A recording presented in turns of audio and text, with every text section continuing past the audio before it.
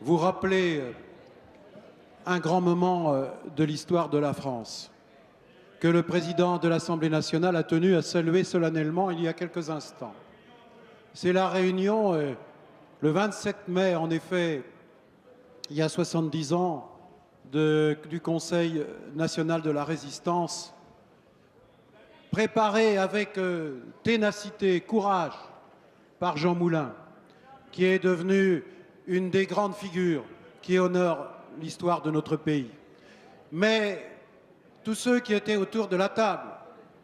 autour de la présidence de Jean Moulin, délégué du général de Gaulle, chef de la France libre,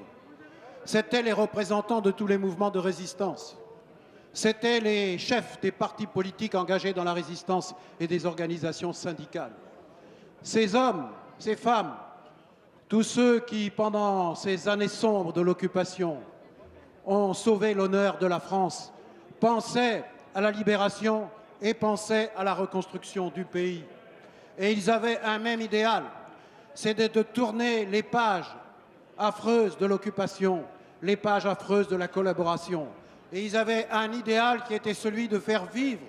concrètement les valeurs de la République et de donner un espoir, une perspective à la nation française, de se retrouver autour d'un projet de reconstruction, mais aussi de progrès et de cohésion sociale et de solidarité nationale.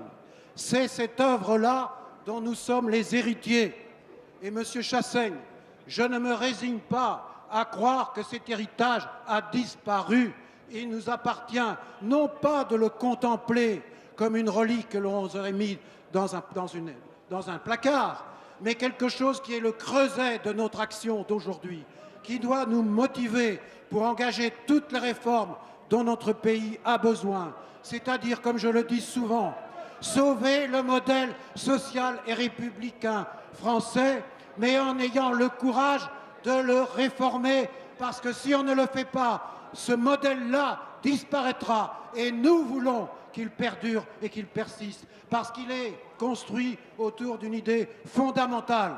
qui est celle de l'héritage républicain, qui est celle de l'idée d'égalité, l'égalité des chances. Et donc tout ce que nous entreprenons aujourd'hui, je pense à la refondation de l'école qu'une majorité a voté au Sénat, la reconstruction de notre appareil productif, les chantiers de l'avenir, mais aussi la cohésion sociale et territoriale, l'avenir de notre système de retraite par répartition qu'il nous faut réformer et sauver. Si nous agissons ainsi, alors je vous le dis, mesdames et messieurs les députés,